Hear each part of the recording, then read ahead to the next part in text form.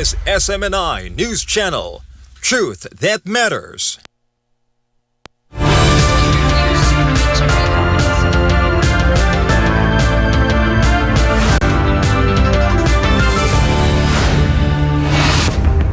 In the headlines, first, Donald Trump announced a 3-week extension to the Israel-Lebanon ceasefire after an Oval Office summit, calling it a critical window for talks, while warning Hezbollah remains the main obstacle to a permanent deal.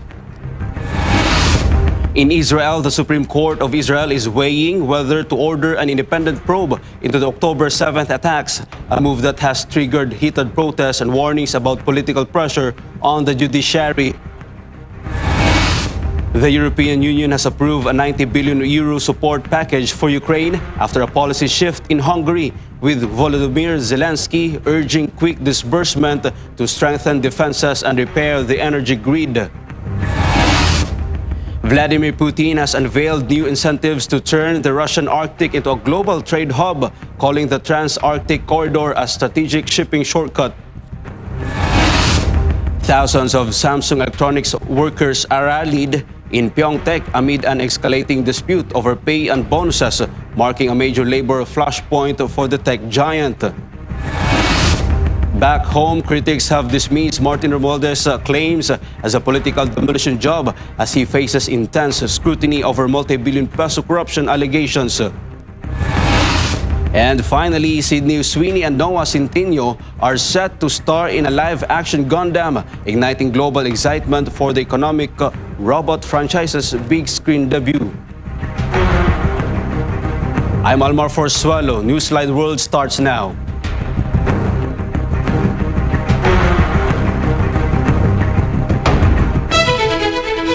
A major diplomatic reprieve for the Middle East in high-stakes Oval Office summit. President Donald Trump announced a 3-week extension to the ceasefire between Israel and Lebanon.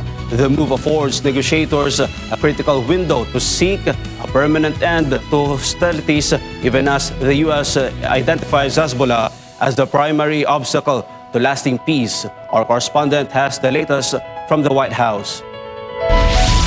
U.S. President Donald Trump convened top officials from Israel and Lebanon in the Oval Office on Friday.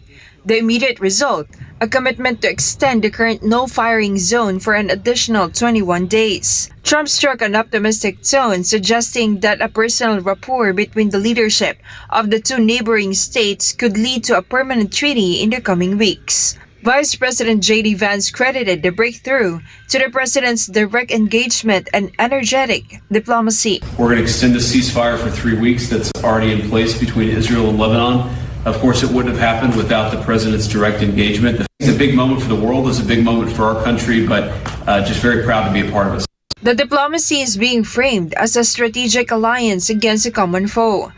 Secretary of State Marco Rubio echoed the sentiment, identifying Hezbollah as a shared victimizer of both Israel and Lebanon. Rubio emphasized that the 3-week window provides critical time to eliminate the terrorist threat within Lebanese territory and restore the country's history of peace and prosperity. President Trump expressed optimism that this Lebanese-Israeli track could be synchronized with ongoing efforts to de-escalate the broader war with Iran. He reaffirmed the United States' commitment to straighten things out in Lebanon, utilizing American influence to ensure the security of both nations' borders.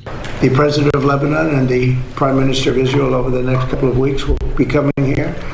They've agreed to an additional 3 weeks of no firing, ceasefire, no more firing. Let's see. We hope that happens. It's not going to happen between them, but they do have Hezbollah to think about. And we're going to be working with Lebanon to get things straightened out in that country. I really believe it's something we can do pretty easily, just with the power of who we are, the great people, the Lebanese people. We have our ambassador here who has done a fantastic job. Ambassador to Lebanon from the United States, and we had a great conversation, and I think it's the beginning of something very important. While the extension provides an immediate sigh of relief for civilians on both sides of the border, the path to a permanent peace remains fraught. Israel has made it clear Any final deal is contingent on Lebanon's ability to successfully assert control over territory currently held by Hezbollah, a tall order for a government still struggling for internal stability. This has been Jane Cogniter, Global Citizen Correspondent, reporting for Newsline World. The Israeli Supreme Court has become the latest battleground in the nation's internal struggle for accountability as judges weigh whether to force an independent inquiry into the October 7 attacks amid heated protests and allegations of mob rule. This story from Virgil Parba. Tensions reached a breaking point in Jerusalem Thursday as the Supreme Court heard petitions to compel the government to establish a formal state commission of inquiry. The atmosphere inside and outside the courthouse was electric, marked by a heavy media presence and a deeply divided public. Nadav Lazar, spokesperson for the Movement for Equality of Government, argued that an independent commission is the only legitimate way to investigate the horrific massacre of October 7.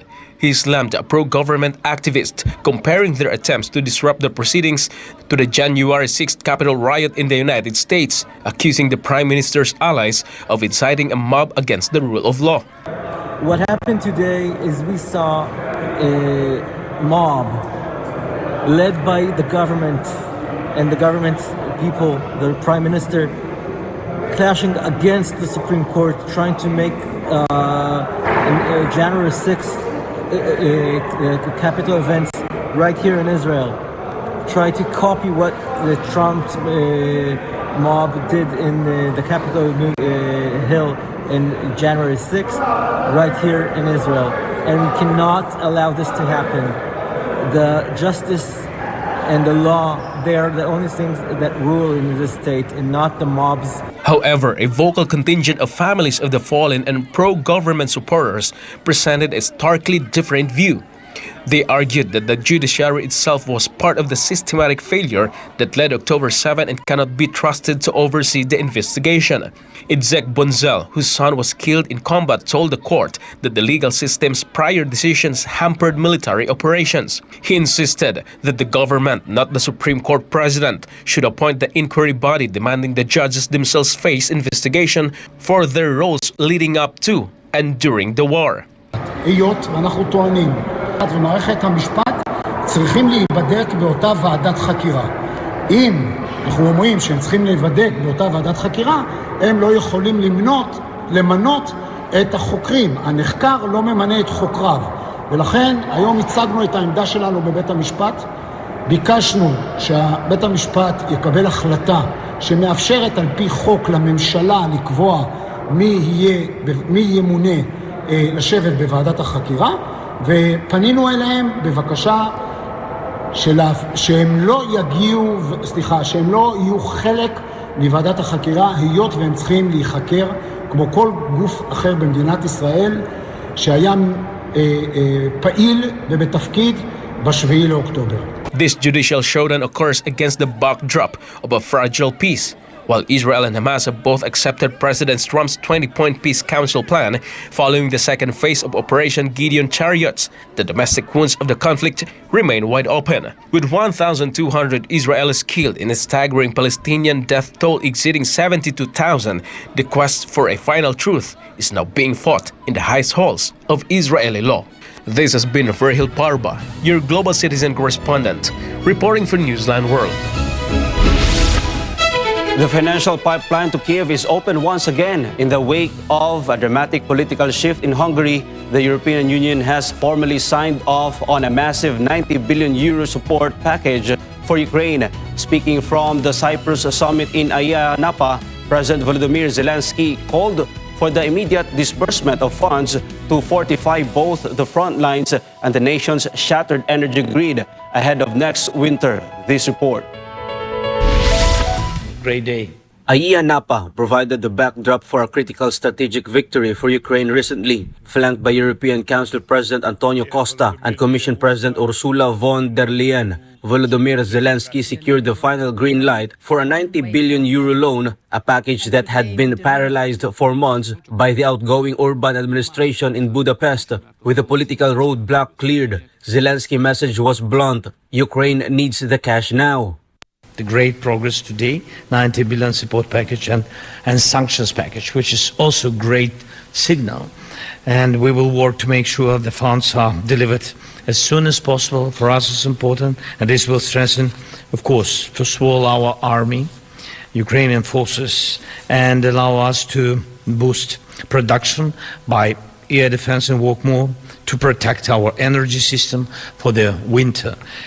The unblocking of these billions followed a miraculous turn of events for the Druzhba pipeline. Just weeks after Viktor Orban was ousted in a landslide victory by Peter Magyar, Zelensky announced that the pipeline, which Kiev previously claimed was crippled by Russian strikes, has been fixed. The EU's leadership is wasting no time. Ursula von der Leyen confirmed that the first 45 billion euro tranche could hit Ukraine accounts this quarter, with a specific focus on domestic military production.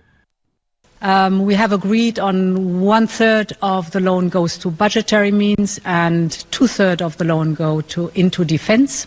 And I think the first package will be a drones package, drones from Ukraine for Ukraine.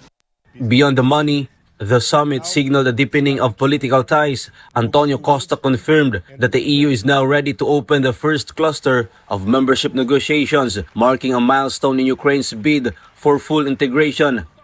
And the next step is to open the first cluster of negotiations for the Ukrainian accession to the European Union.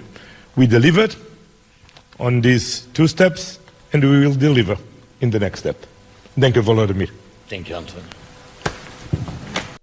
However, the shadow of the Hungarian election still looms over the deal. While the Magyar government has restored oil flows, the campaign was scarred by allegations of death threats and foreign interference. For now, those tensions have been traded for a 90 billion euro lifeline that Kiev hopes will turn the tide of the war before the temperature drops again. As President Zelensky stepped to the podium to thank the EU for finally approving the long-delayed 90 billion euro support package, the optics took a strange turn. Clutching a set of cue cards, Zelensky offered personal praise to Ursula von der Leyen, only for the Commission President to physically steer him toward the microphone. This way. Okay.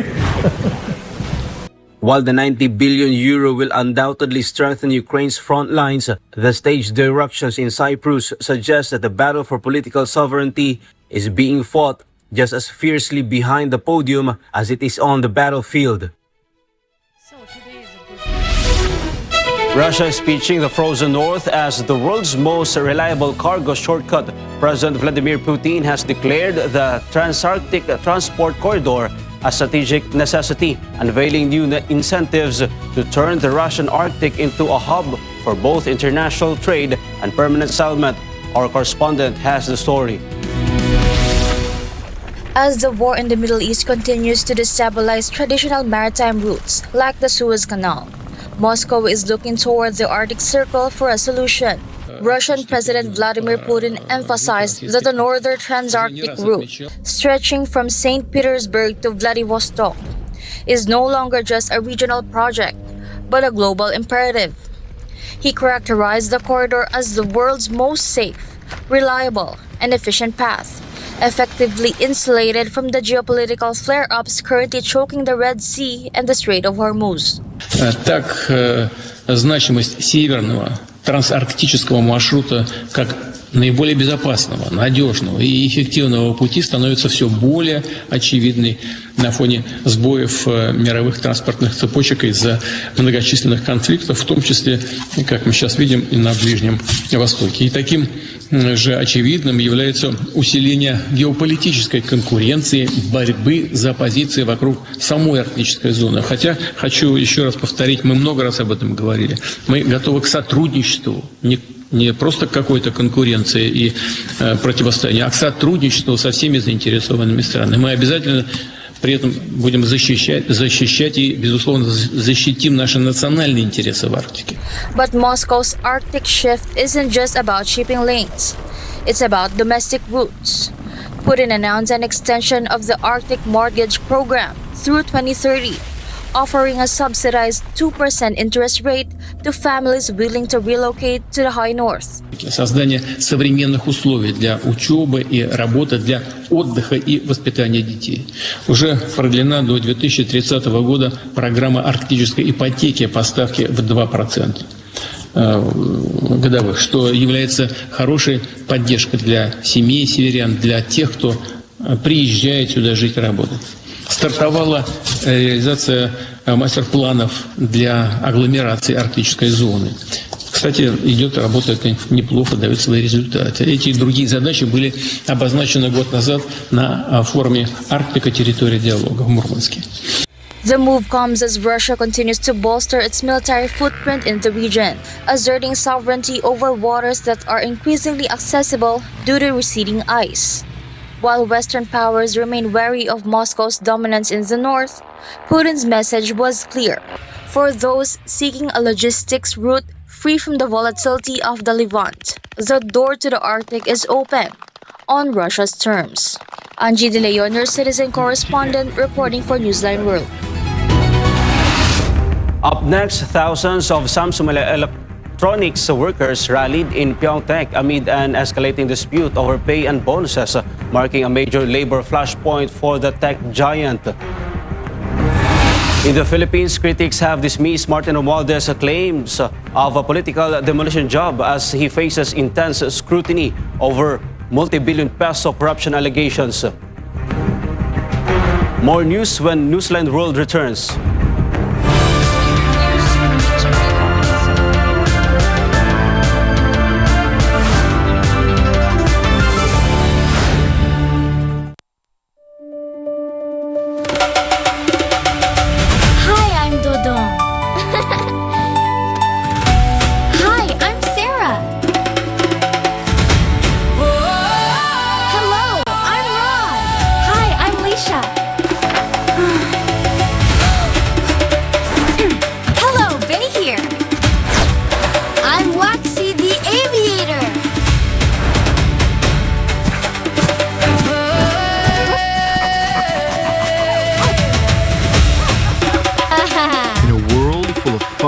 Color and adventure, there are children who dream, create, and believe. The brave, the creative, the strong, the dreamers. Each one different, yet all connected. Together, they bring light, joy, and meaning to the world. Because when hearts come together, all we need is love.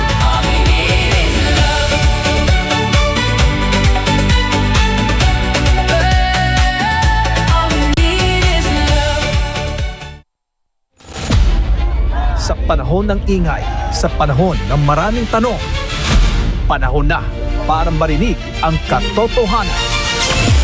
Sa totoo lang, ano ba talaga ang nangyayari sa ating bansa? At sa totoo lang, handa ba tayong harapin ang katotohanan?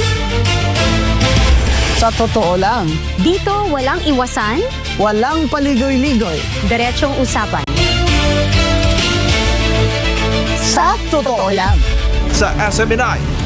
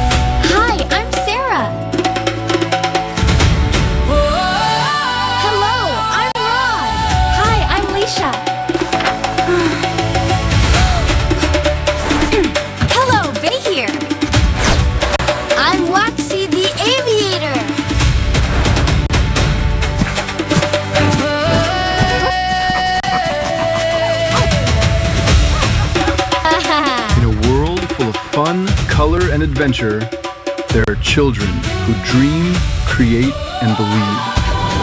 The brave, the creative, the strong, the dreamers. Each one different, yet all connected.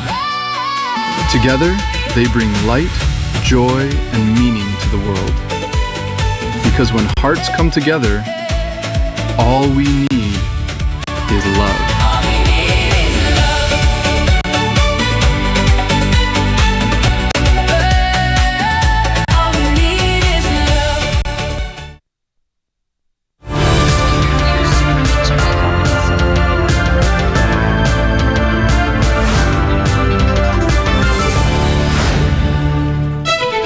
In South Korea, thousands of workers at Samsung Electronics have staged a mass rally in Pyeongtaek amid an escalating dispute over pay and bonuses. Employees gathered near one of the company's key semiconductor facilities, demanding improved compensation and fairer bonus structures. Labor representatives warned that a strike could be imminent if negotiations with management fail to produce an agreement.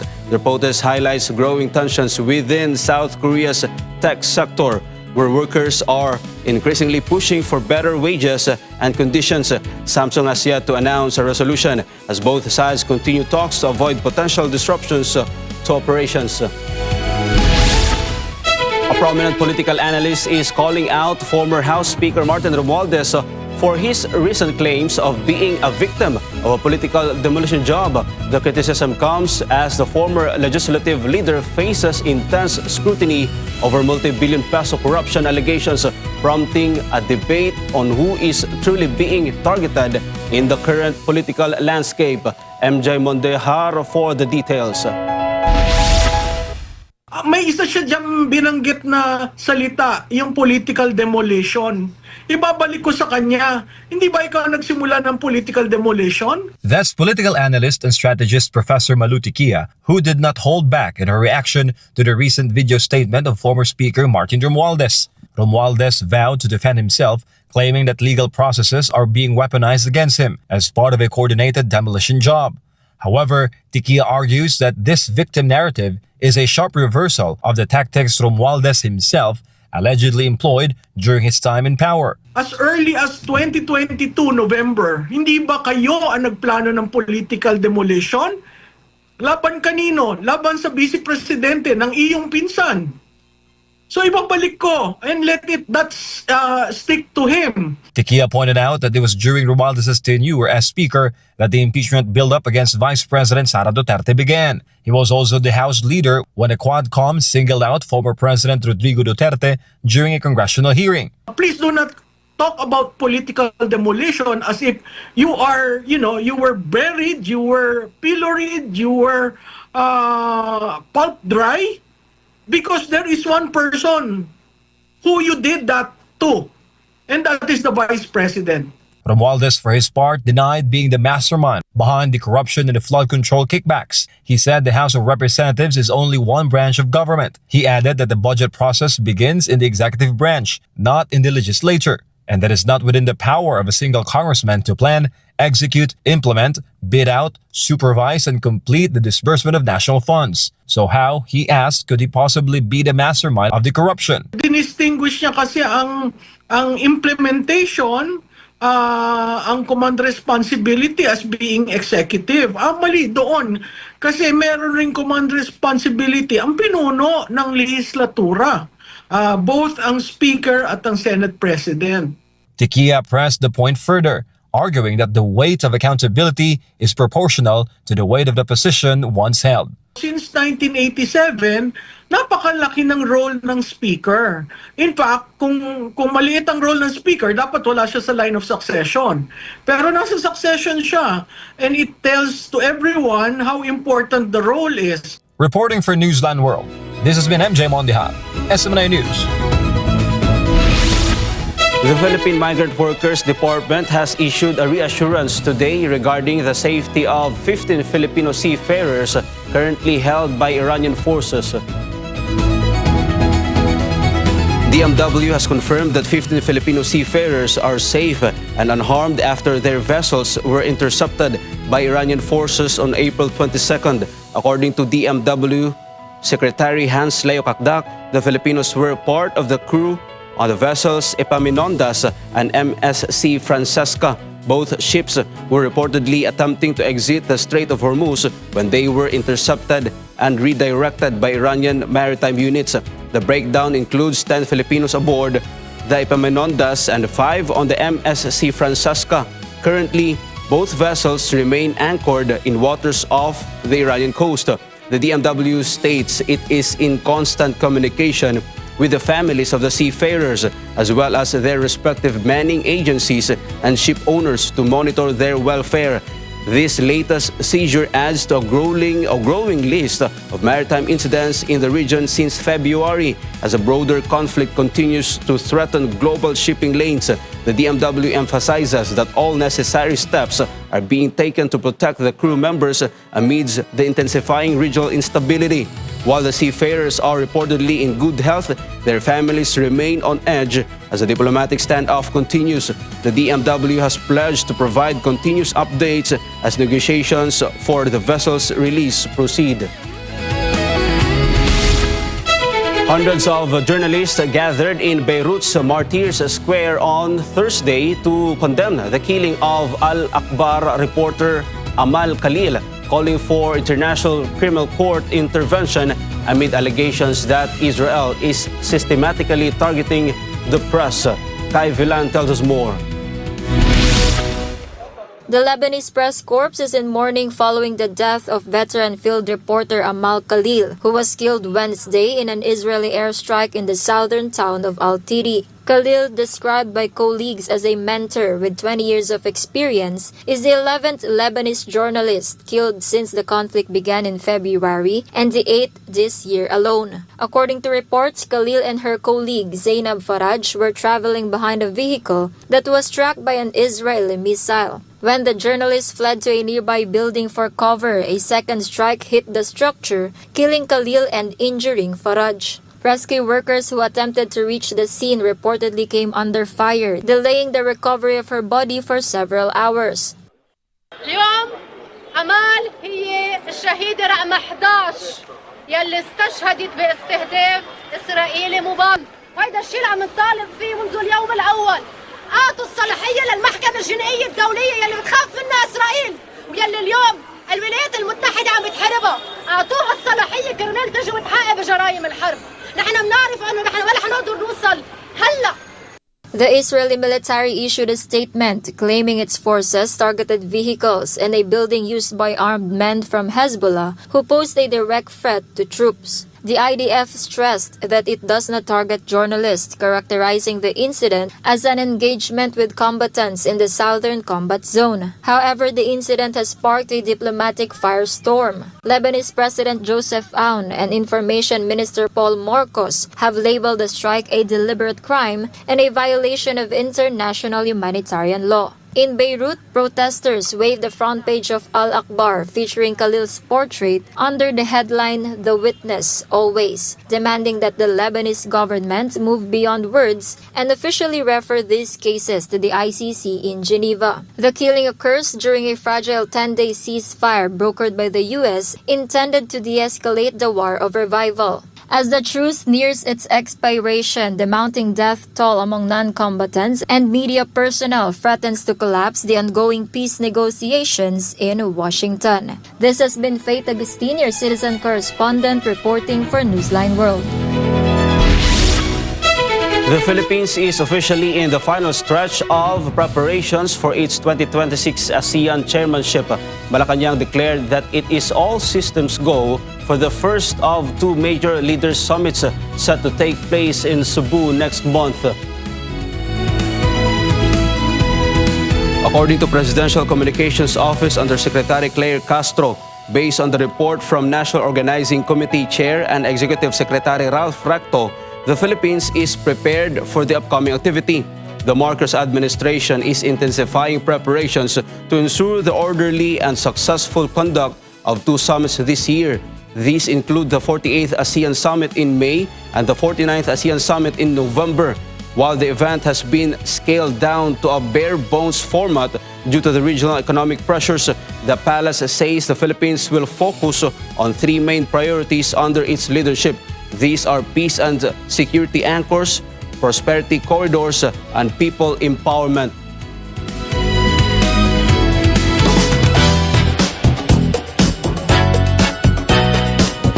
From giant robots in Hollywood to a fresh pairing in local television, the entertainment world is buzzing with big casting news. Sydney Sweeney and Noah Centineo are set to star in the highly anticipated live-action Gundam film. Faith Agustin has all the buzz. The legendary Japanese mecha franchise Gundam is officially moving from the drawing board to the big screen. Netflix confirmed the casting of Sydney Sweeney and Noah Centineo for its fan platform Tudum, announcing that production is already in full swing. Filming has commenced in Queensland, Australia, where the production team aims to translate the complex storytelling and massive robotic warfare of the iconic sci-fi series into a cinematic live-action experience. As one of the most influential franchises in history, fans worldwide are watching closely to see how this fresh take will honor the legacy of the original giant robots. This has been Faith Agustin, your citizen correspondent, bringing you the latest show buzz.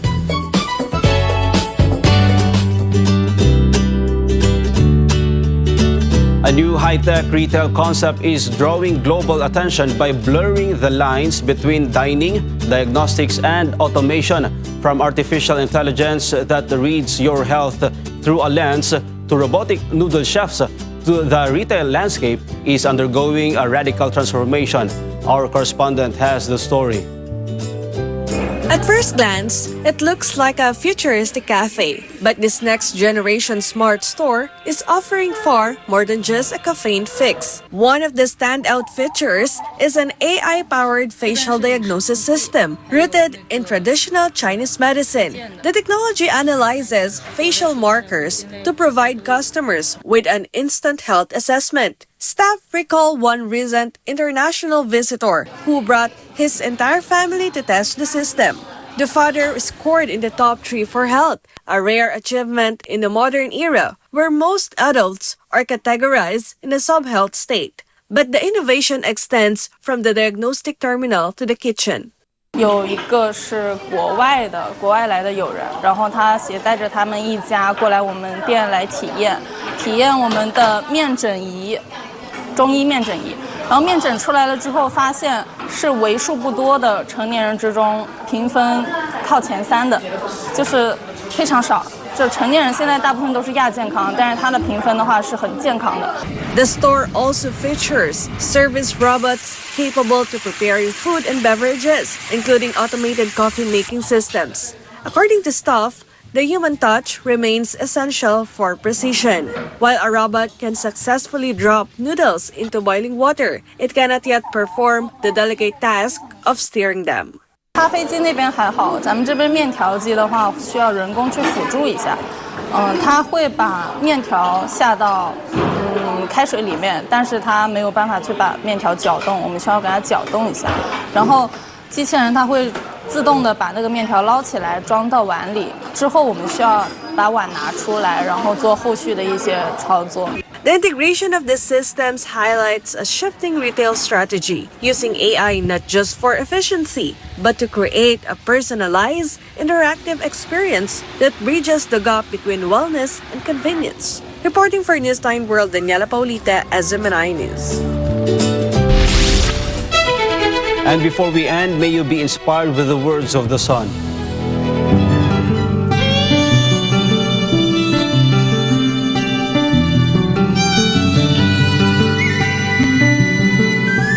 No matter who you are or whatever your circumstances in life, there are always things to be grateful for.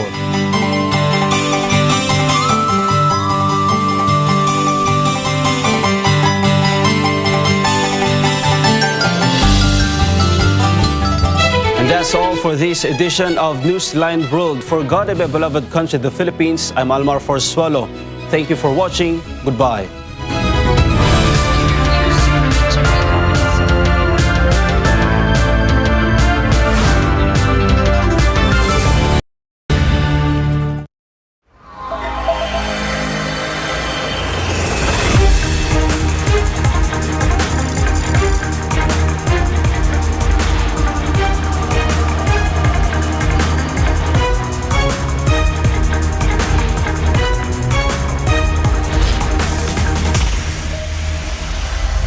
is SMNI News Channel. Truth that matters.